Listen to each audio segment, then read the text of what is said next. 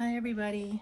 Okay, so I had made a promise last year at some point in the videos to talk about things as they came up, right? So that we could kind of document together what's going on with me.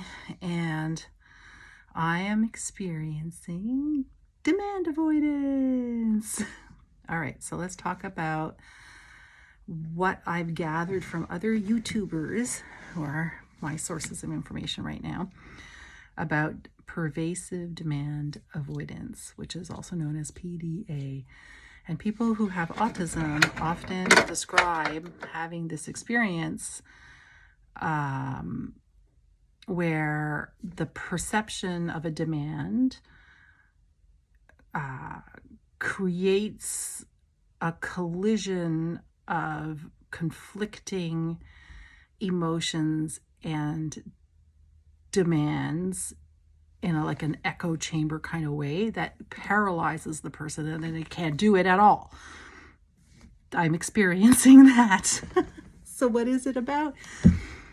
So people who live with people who have demand avoidance might get the idea that the person with demand avoidance is out of their frickin' mind.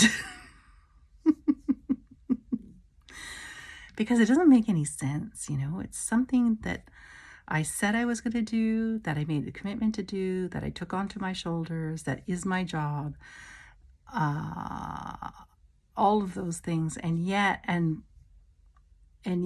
I've built a set of rules and habits and routines that limit when I can do work. Because otherwise I would always work until I collapsed. So, and I've actually done that. So I've got a work period in the morning, which works well for me, and a work period in the afternoon. And then what kind of work I put into those work periods is up to me. And I actually choose the kinds of work depending on my mood and my feelings and my demand avoidance. And but there always comes a time where something comes due. And even though it's doable in the time frame that I have left to me, it becomes undoable because it is doable. It is a demand. It is something that can be done and should be done and must be done within a certain time frame. And now I cannot do it anymore, even though it is perfectly doable. The only reason I can't do it is because of the deadline. And I've tried so many ways to get around it and to explain to people how deadlines kill my projects. But some do have a natural deadline, like, your taxes are due when they're due. So I got to do them. But I want to do things in the least stressful way possible. So that's why I have set up my rules and routines. And my partner wants to make sure that things get done, because when they don't get done, all hell breaks loose, right? And so she's in the uncomfortable position of being dependent upon me and watching me struggle with my demand avoidance. And all she wants is to be helpful. And so she'll set timers and reminders, and she'll say, when do you want to do blah, blah, blah, or whatever. And all I want is for her to leave it completely and utterly alone. Don't talk to me about it at all. So it's tough. It's tough. I have to, acknowledge that she's a human being, that this affects her, that she has a right to talk about it, and she has a right to talk about the task and the fact that I am demand avoidant to the task, right? And I have the right to say I really need not to be urged along on this pathway because it is slowing me down. And I know that out of the mouths of anybody else, that would be gaslighting. That's victim blaming. That's like, I'm making you, wait for something, and you don't get to talk about it. And that's not cool. It's not good, So I know I have to get over myself, but I don't know how to get over demand avoidance because it doesn't feel like arrogance. It doesn't feel like any of those other things that could be causing this behavior. It really just feels like an inability, like a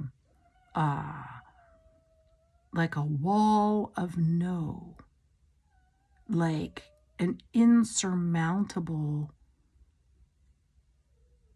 mountain. And the thing is that if I am left in peace, which is why I'm a little bit secretive about my projects, says if I'm left in peace with them and nobody knows what I'm up to, I get a lot done.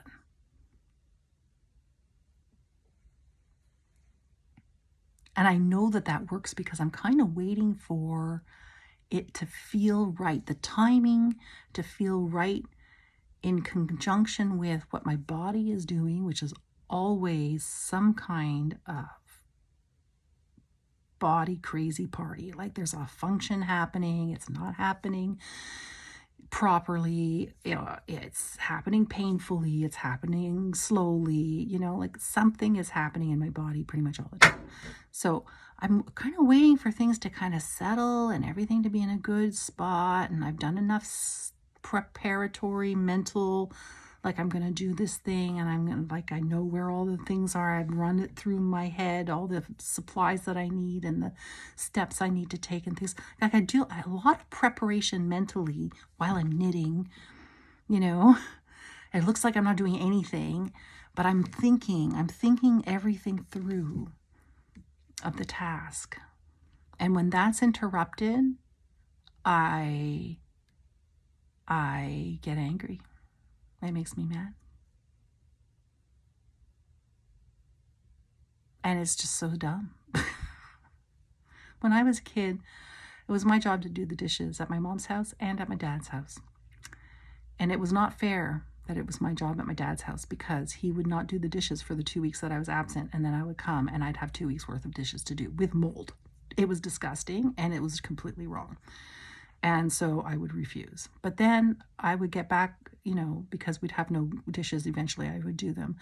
And I would go back to my mom's and she'd be like, "It's your turn to do the dishes." And I'd be like, no thanks. I'm not doing that. And she's like, "But that means I'll have to do them all the time." And I'm like, "Yep, because I'm not doing dishes ever again. No." And it was not fair to her at all. And I knew that. So I would prepare myself to do this task that I hated, that I felt was unfair, that I felt was over the top, that I had already overcome so much resistance to doing so much disgusting work just days prior. And I would walk into the kitchen, even though my mother's dishes were really just like a handful, a few plates. It was like nothing, And I'd be on my way to the kitchen and my mom would be coming out of the kitchen and she'd be like, "Oh, are you going to do the dishes now?" And I would be like, "No, I'm just going to get a cup of tea," even though I was on my way to do the dishes. But I had to change my mind because somebody else had demanded it of me. And all of a sudden it was no longer my choice. Therefore, I couldn't do it. So things that have to get done that no one else is going to do and that have deadlines. I have a hard time. All right, so that's it. That's my piece about demand avoidance. I'm experiencing it. It's not logical. It is emotional, and it is frustrating for everybody. That's it. And I'm going to get over it. I'm going to close this, medicate, and go do my little bit of work that I have to do. Okay. Thank you for listening. Bye now.